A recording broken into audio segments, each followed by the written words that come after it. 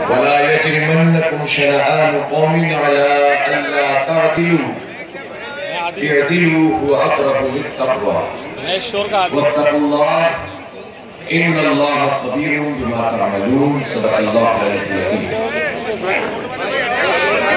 انتہائی قابل احترام قائد ملت اسلامیہ،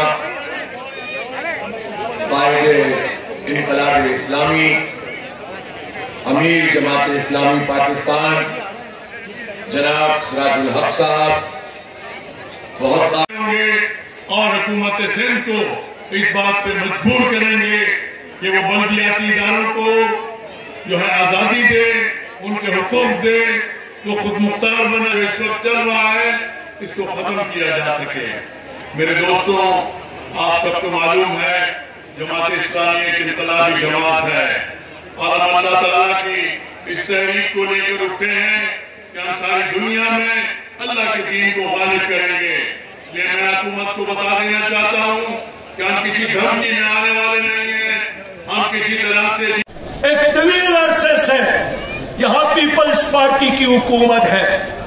ایک طویل عرصے سے سندھ کے لوگوں نے پیپل پارٹی کو وقت سے نوازا ہے.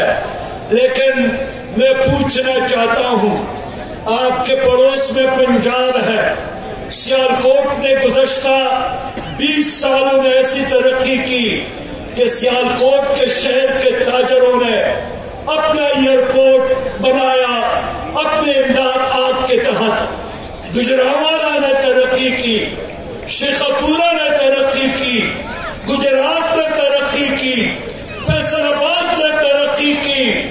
تو پیپلز پارٹی والوں، آپ کی شہر میں، آپ کی شہر، آپ کے سندھ اور آپ کے صوبے میں آپ کے شکارپور نے کیوں ترقی نہیں کی؟ جامشورو، میر پور خاص، انہوں نے تو کوئی ترقی نہیں کی. کوئی نام تک نہیں جانتا ہے. ایک ہی چیز میں ترقی کی ہے، کرپشن میں ترقی کی ہے. خبر اور چور اور ڈاکہ زنی میں اس صوبے نے نام کمایا ہے. اس لیے میرے پیارے وزیر اعلیٰ صاحب ادھر قریب رہتے ہیں.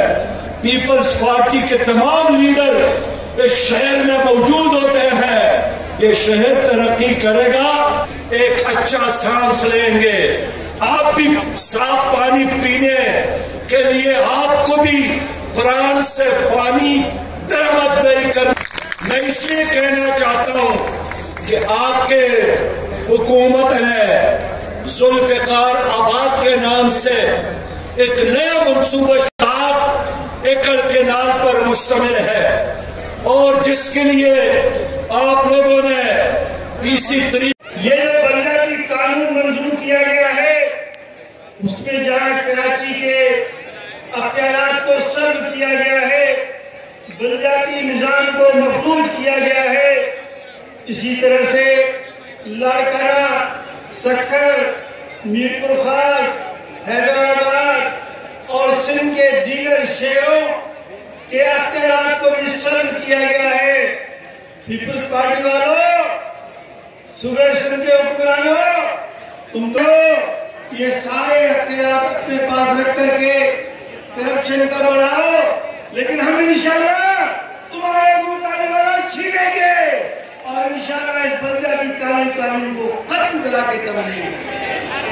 ہم آپ کی طرف سے محترم سراج الحق صاحب کا بہت شکریہ ادا کرتے ہیں کہ وہ آپ کے ہمارے ساتھ یکجہتی کے لیے آئے ہیں. یہ کراچی کا شہر ہمارے پورے پاکستان کی نمائندگی کرتا ہے، پورے سندھ کی نمائندگی کرتا ہے. جب یہ کہتا ہے کہ کالا قانون، کالا قانون، اور حکمرانوں کو لاکاری میں بھی چھپنے کی جگہ نہیں ملے گی. اس لیے میں سمجھتا ہوں کیا آئیے عہد کرے کہ حافظ نعیم الرحمان قدم بڑھاؤ، ہم تمہارے ساتھ ہیں. حافظ نعیم الرحمان قدم بڑھاؤ، سراج الحق صاحب قدم بڑھاؤ.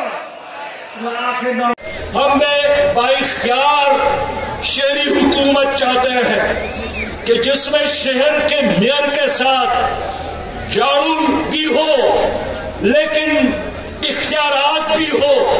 موجودہ جس کو آپ کالے قانون سے یاد کرتے ہیں، کراچی کا جو موجودہ بلدیاتی نظام ہے، سندھ کے اندر جو بلدیاتی نظام دیا گیا یہ وہ نظام نہیں ہے جس کا تقاضا 1973 کا آئین کرتا ہے.